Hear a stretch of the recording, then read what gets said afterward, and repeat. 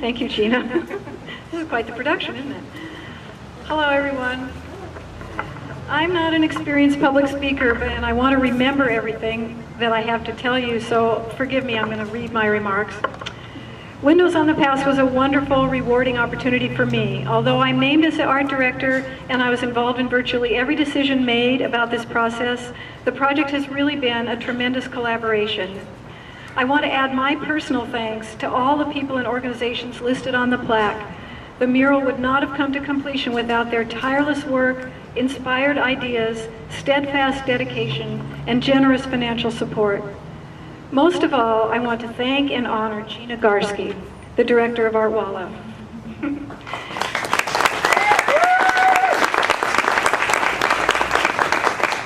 Her ability to navigate with grace the sometimes treacherous waters that surround a major public art project and steer it safely into harbor was inspirational.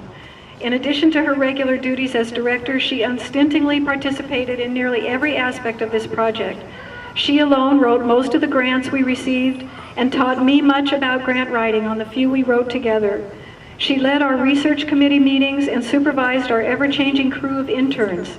Their work created a massive body of information which she kept organized and disseminated to us all. A Walla Walla native with a long family history here, her knowledge of the community and her wide acquaintance with its residents was invaluable in making contacts for our interviews. Her common sense, exemplary communication skills, optimism, good humor, and fine aesthetic judgment were indispensable to me. It was a pleasure and a privilege to work with her. Another wholehearted thank you goes to Hans Machukad, our photographer. Where is Hans? There he is. For his comprehensive photographic skills, his patience, and his gracious flexibility. When the idea to use photographs of Walla Walla's history began to grow, my first thoughts as an artist were only of the aesthetics of the presentation. Thank you, Rob. Above all, I wanted whatever we installed here to be compelling and beautiful, to make people want to walk into the park, to see closer, to make them smile, to wonder, and to ponder. I envisioned a colorful tapestry of images that only secondarily would represent the endlessly varied and fascinating history of our community. But by the end of the project, I had been completely captivated by the stories and the spirits of those we portray, and my interest in history has been forever changed and intensified. Because we realize there are probably many questions about how these images came to be here and how the panels were actually produced, I'm tasked with giving a brief overview of our complex process. As the project developed, many parameters were set of necessity. The first constraint was budgetary. Due to the expensive fabrication process, only a third of the images could be in color, a third in black and white, and a third duotone, which in this case are the sepia-colored images. This meant careful consideration of how to lay out the images so that the color panels would be spread evenly throughout the mural, and the colors within each window would be harmonious. Finding and creating the color images also became important, as of course very few historic images are in color. Another pivotal decision was to divide each window into panes, increasing the number of images that could be chosen. This meant that although most photographs are either vertical or horizontal rectangles, each mural panel would be essentially square. So another consideration became whether an image could be cropped without losing desirable qualities of composition and character.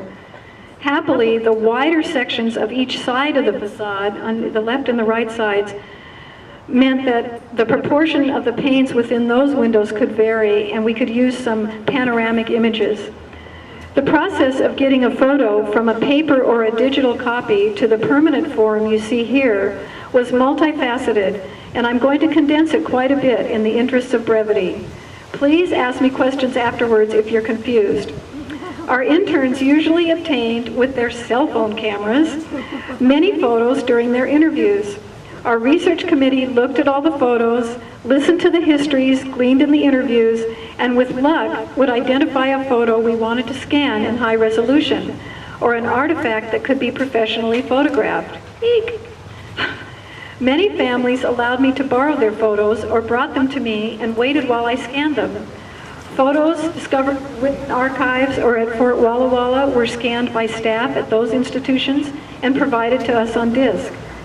For artifacts, Hans Machukat and I would arrange a photo shoot and decide the optimal composition for the shots, taking into consideration not only the square shape of the panels, but the requirements of the fabrication process. The fabricators, Winsor Fireform, required that each digital file be 300 dots per inch at full size, which is 2 feet by 2 feet for the square panels, and some of the panels are much larger than that. Even an extremely high-resolution scan sometimes required extensive work in Photoshop to capture the elements in a tiny or badly faded photo, or to eliminate or lessen other damage. Fortunately, virtual miracles can be accomplished with this technology. A couple of the photos were beyond my capabilities. I sent those to digital wizard Steve Clark at Color Press, who was able to rescue and transform images I thought were unusable. When the digital file was finally ready, it was sent to Winsor Fireform in Tumwater, one of only 3 porcelain enamel fabricators left in the United States. Their process is a 4-color screen print technology which uses porcelain enamels on steel instead of ink on paper. Porcelain enamel is a fused glass coating on the steel substrate. It's hard, durable, color fast, and extremely heat and corrosion resistant.